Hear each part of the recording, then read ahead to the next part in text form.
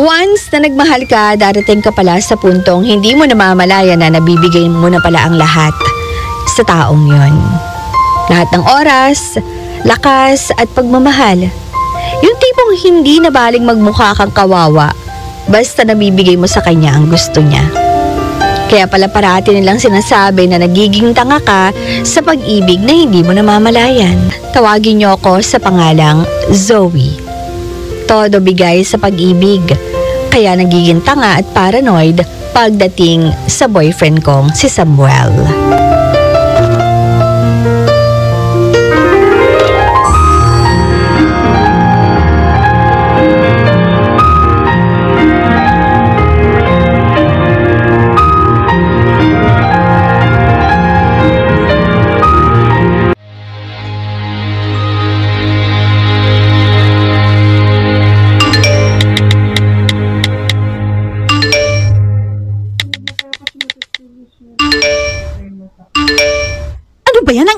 Ng phone mo?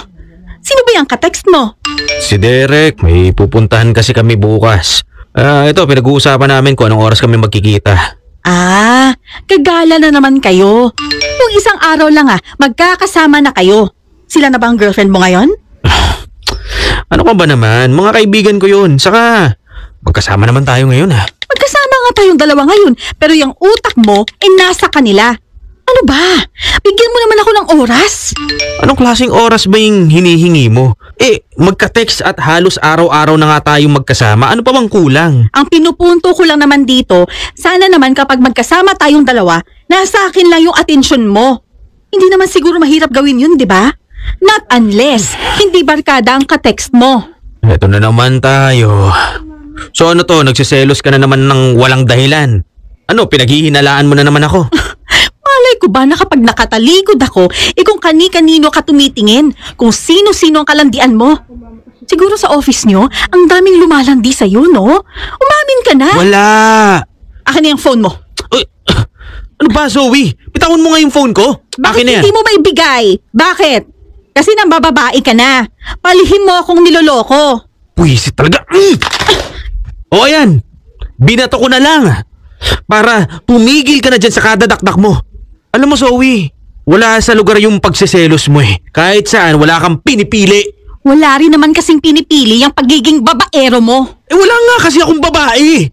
Bakit mo ba pinipilit yun? Alam mo, nakakapagod ka na. Puro ka selos ng selos na wala namang katuturan. Nagsasawa na akong kakaintindi sa'yo. So ano? Hinahamon mo ba ako ng hiwalayan? O bakit? Kapag sinabi ko bang oo, anong gagawin mo? Sige! Sige! Mas mabuti pang maghiwalay na lang tayo kaysa naman yung ganito. Fine! Umuwi ka mag-isa mo!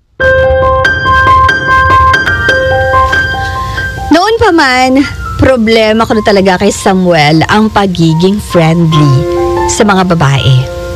Yung tipong para sa kanya wala lang yun, pero sa paningin ko, ibang closeness na ang napapansin ko. But, as usual, paulit-ulit ko siyang pinapatawad dahil mahal ko. Hanggang sa heto na nga, naghiwalay na naman kami dahil sa pag-aaway na yon. Hiwalayan na hindi ko alam kung talaga bang katapusan na yon ng relasyon namin o kinailangan lang naming huminga sa isa't isa.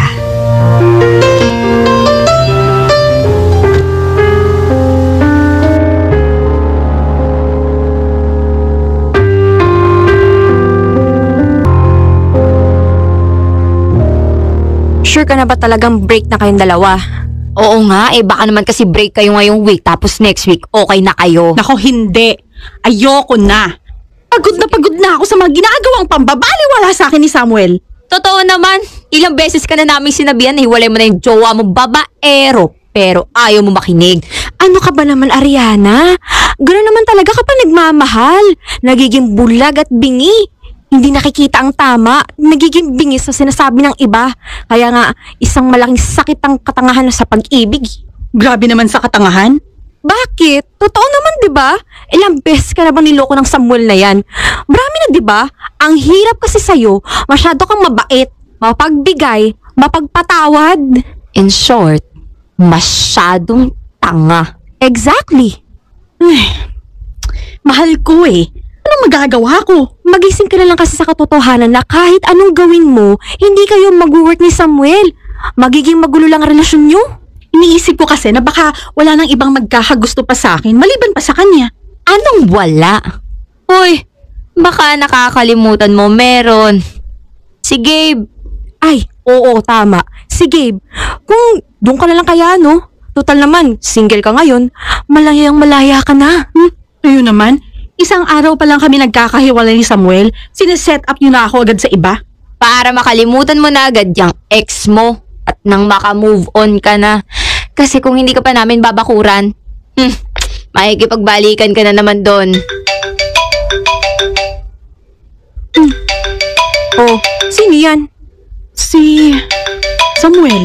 Akin yung phone mo. Akin yan. Tia! Patayin mo na rin para hindi na makatawag. Good idea. Grabe kayong dalawa ha. Ginagawa namin to para sa'yo. Zoe, nakakaawa ka na. Alam mo ba yun?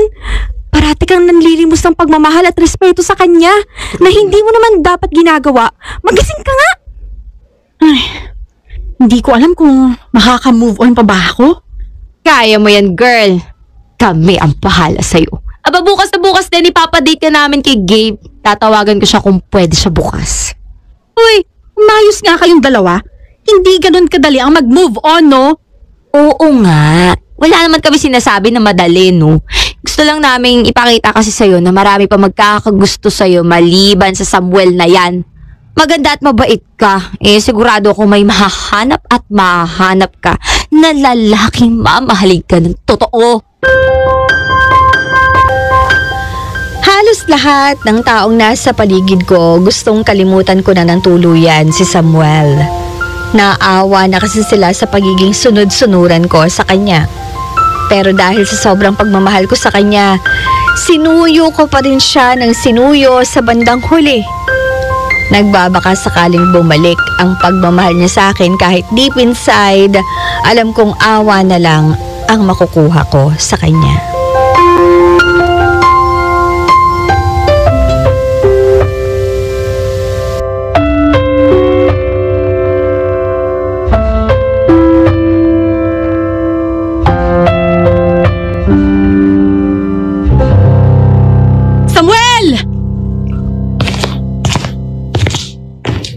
Oh, anong ginagawa mo dito? Tapos ka na ba sa trabaho mo? Oo. Kumain ka na ba? Oo, kakakain ko lang kanina. May kailangan ka pa ba? Gusto ko na kasing umuwi. Inaantok na ako. Birthday ni Christine bukas. Gusto ko sanang makapunta ka. Anong oras? Mga hapon siguro yun. O sige na, pumunta ka na. O sige. Sunduin mo ako sa bahay bukas. Susunduin? Bakit? Alam mo naman ang daan papuntang bahay nila, di ba? Oh, ayaw mo? O edi sige, di na lang ako pupunta bukas. O sige. Susunduin kita sa inyo. Makapunta ka lang. Mga 2:00 ng hapon. Okay lang ba yun sa'yo? Sige. Okay na ba? Mauna na ako ha. May kikitain pa ako eh. Oh, akala ko ba gusto mo nang umuwi? Bigla kasing nag-text si Rhea eh. Nakikipagkita. Gustong kumain kaya sasamahan ko na lang. Di ba kumain ka na? Inaaya kita kaninang kumain. Tinanggihan mo. Tapos, nung si Rhea ang nag-aya, pumayag ka. Bakit naman ganun? Basta. Sige na, umuwi ka na. Gagabihin ka pa sa daan eh. Bukas na lang tayo magkita. Dali na, sige na, umuwi ka na. Sandali lang. Ano naman? Hindi pa ba tayo okay? Halos ako na yung lumalapit sa'yo para suyuin ka, pero iniiwasan mo na naman ako. O ikaw nakipaghiwalay, di ba? Ibig sabihin, kasalanan mo kung bakit tayo naghiwalay. Oo nga. Alam ko naman yun eh. O pues, tiisin mo to. Kasi hindi naman tayo magkakaganito kung hindi mo inuna yung pagsiselos mo eh. Kung hindi ka naging paranoid, edi sana tayo pa ring dalawa. Kaya kasalanan mo tong mga nangyayari sa ating dalawa. Uulitin ko, kasalanan mo yan. Napaisip ako sa lahat ng mga sinabi ni Samuel. Oo nga, ako ang nakipaghiwalay sa kanya. Kaya kasalanan ko ang mga nangyari. Kung hindi ko naman yun, at pinalampas na lang ang lahat ng yun, edi sana okay pa kaming dalawa. Sana hindi ako nahihirapan na bumalik siya sa buhay ko.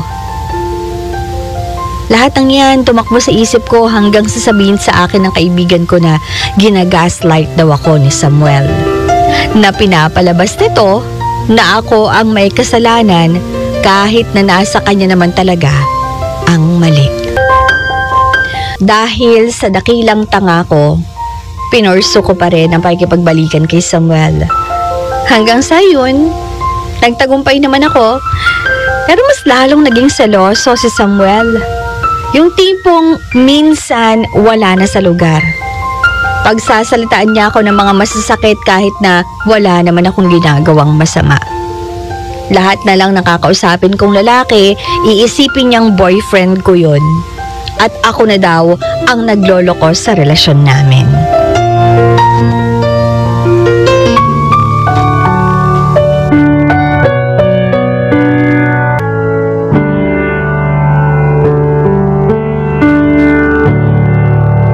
Sino yung lalaking kausap mo kanina? Si Noel? Wala lang yun. Katrabaho ko lang. Sigurado ka? Baka naman nanliligaw yun sa'yo. Hindi no. Bakit naman siya maliligaw sa akin? Alam naman niyang may boyfriend ako. Balay ko. May mga iba namang ganun eh. Kaya alam mo, umamin ka na lang. May dapat ba ako malaman? Wala nga. Ano bang gusto mong sabihin ko? Wala naman talaga. Layuan mo yung lalaking yun. Nakita ko kanina kung paano kanya tignan eh. Ay, Samuel naman. Siyempre hindi maiiwasan na magkausap kami. Katrabaho ko yun. Wala akong pakialam. Ayoko nga nakikipag-usap ka kung kani-kaninong lalaki. So ano? Pinaghihinalaan mo na naman akong may lalaki. Hindi ka ba nagsasawa dyan sa ginagawa mong paghihigpit sa akin? Lahat na lang pinagseselosan mo eh. Oh, bakit hindi? Kung nung naghiwalay nga tayo, 1 linggo pa lang, nagawa mo na akong ipagpalit sa iba. Paano na lang ngayon? Ang dami-dami ng lalaking umaaligid sa'yo. Ikaw ang mahal ko. Bakit ayaw mo bang maniwala sa akin? Hindi ko alam. Basta ang alam ko, ayokong nakikipag-usap ka sa lalaking yun. Ayoko nga tumitingin ka sa kanila eh. Di pwede. Kung itali mo na lang kaya ako. Alam mo, ganito na lang. Ibigay mo na lang sa akin ang password ng lahat ng social media accounts mo. Imo-monitor ko lahat ng ginagawa mo para alam ko kung sino ang kumakausap sa'yo sa araw-araw. Kung sino sila sa buhay mo at kung ano yung mga pakay nila sa'yo. Nasisiraan ka na ng bait. Alam mo ba yung mga ginagawa mo? Hindi mo pa ako asawa pero parang alipin ang turing mo sa akin. Ito ang tatandaan mo, Zoe. Huwag na huwag mong tangkain na lokohin ako dahil iisipin mo pa lang. Alam ko na. Yun talagang iniisip mo. Nalolokohin lang kita? Kung ganyan din naman pala, edi sana hindi ka na lang pumayag na makipagbalikan sa akin. Wala ka na rin namang tiwala eh. Ano pang silbi ng relasyon natin? Wala akong pakialam sa sinasabi mo. Kung gusto mong manatili ako sa buhay mo, sumunod ka sa lahat ng gusto ko. Ako ang masusunod dito, hindi ikaw. Tapos ang usapan.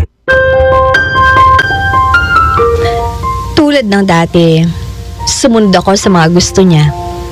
Iniwasan ko ang lahat ng lalaking dating close sa akin, maski na si Gabe. Siya yung pinakamabait at pinaka-gentleman sa lahat ng taong nakilala ko.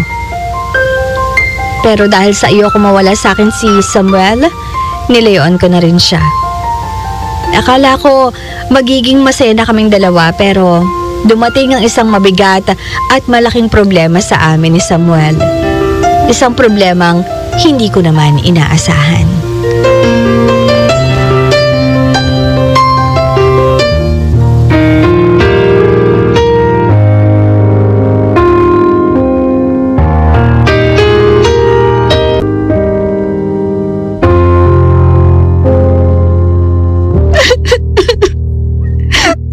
Samuel, nawalan tayo ng anak. Hindi ko naman kasi alam na buntis na pala ako eh. Hindi mo alam. Kasi wala kang pakialam sa sarili mo. Puro ka kasi kalandian. Yun ang inaatupag mo. Ano? Talagang ngayon mo pa sasabihin sa akin yan? Hindi ka ba naaawa? Sino ba kasing nagsabi sa yung uminom ka? Pinagpabawalan nga kitang uminom, di ba? Hindi ko nga alam na buntis ako! Kahit na! Napaka-irresponsable mo kasi. Ganyan ka ba talaga? Ako tong nawalan ng anak! Ang hirap ng pinagdaanan ko! Pero imbis na pakalmahin mo ko, sinasabi mo sa akin maging maayos din ang lahat.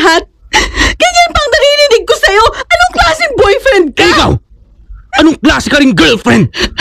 Hindi ko nga alam kung akin ba talaga yan o hindi. Ang kapal ng mukha mong sabihin sa akin yan!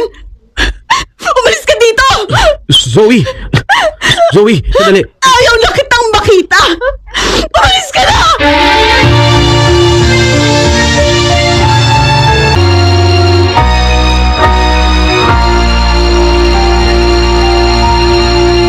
Ano, kumusta na pakiramdam mo?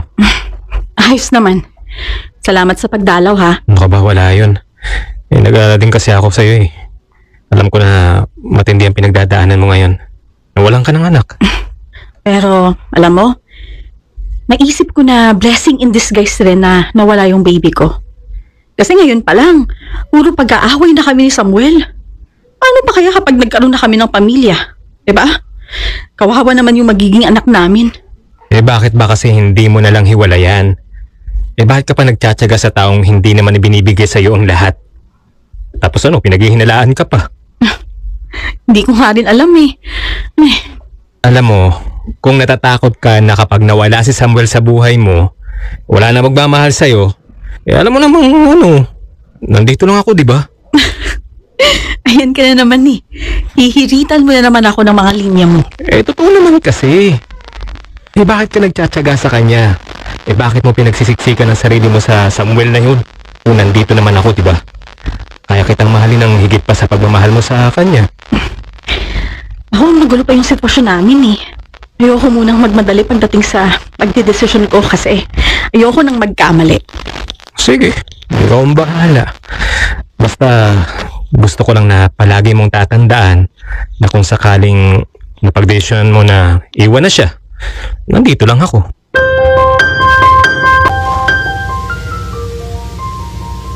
Hindi ko na alam kung ano pa yung gagawin ko sa sarili ko. Dahil sa lahat ng mga salitang narinig ko kay Samuel, mahal na mahal ko pa rin siya. Nakakainis na pag-ibig to. Talagang uubusin niya ang lahat ng meron ka bago ka pa dumating sa puntong susuko ka na.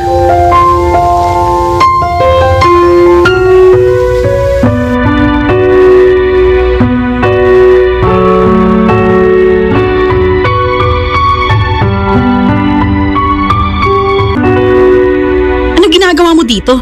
Anong oras ka umuwi? Mga 10 PM na siguro. Kumain lang ako sa labas kasama ang mga katrabaho ko. Sigurado ka bang katrabaho mo yung kasama mo? O baka naman may isang tao kang palaging sinasamahan na hindi mo sa akin sinasabi? Ay, Samuel! Pwede bang huwag ngayong gabi? Pagod ako at gusto ko nang magpahinga. Di ako aalis dito hanggat hindi ka nagsasabi ng totoo. Anong gusto mong marinig? May lalaki ako? Oo na! Sige na! May lalaki ako! Niloloko kita! Ano? Okay na? Pwede na ba nating tapusin tong pag-uusap natin? Hindi mo ba talaga kayang itigil yung kalandian mo?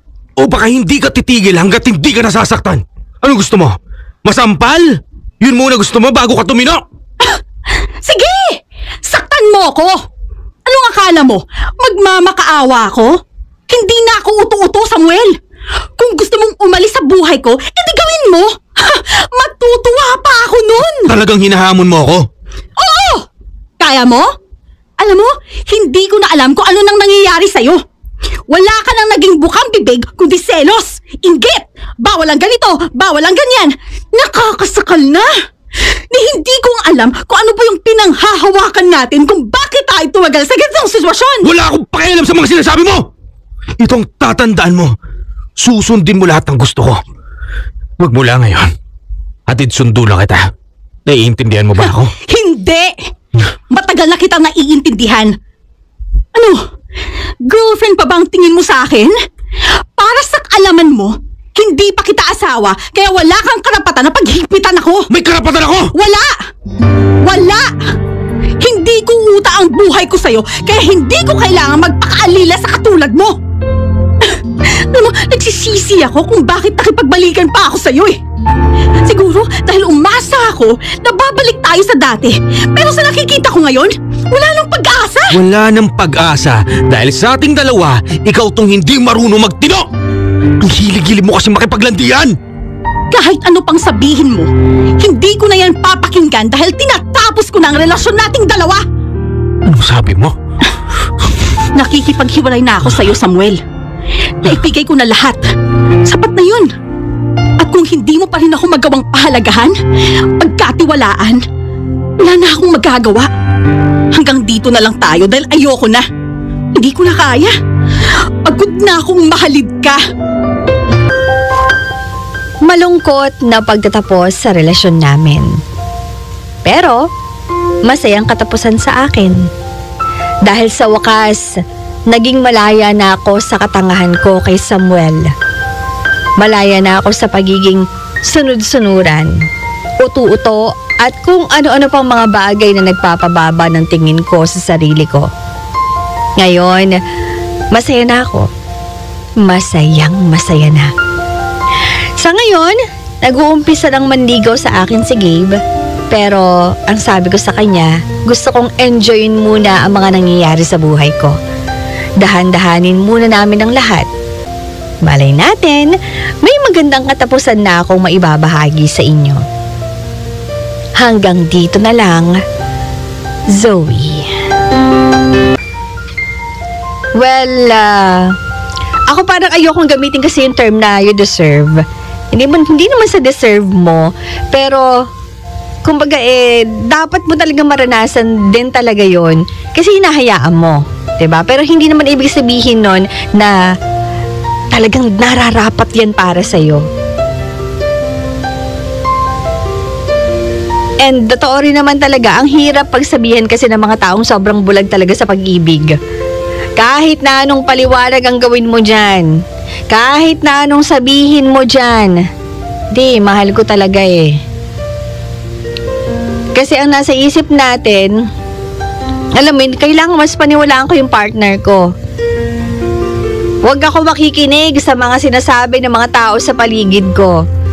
May point naman, totoo naman talaga yun. Diba? Kasi ikaw yung mas nakakakilala doon sa tao. Pero pagka kasi nabubulagan ka na dahil sa sobrang pagmamahal mo, actually, wala ka ng pagkilalang ginagawa doon sa partner mo. Doon sa tao na yon. Wala. Tatakpan lahat ng mga hindi magaganda. Kasi mahal mo tong taong to. Kasi mahal mo yung partner mo. Pero ito lang yan. Totoo naman talaga na huwag ka masyadong nakikinig sa mga sabi-sabi ng mga ibang tao sa paligid mo. Pero may exemption naman yun. Pagka lahat naman ng tao sa paligid mo, pamilya, kaibigan, kapitbahay, pare-pareho ng sinasabi, aba, mag-isip-isip ka naman. Magtanong ka na rin sa sarili mo, teka, bakit parang lahat pare-pareho sila na sinasabi na hindi na siya yung tamang lalaki para sa akin? Diba? That's the time na mag-isip-isip ka naman.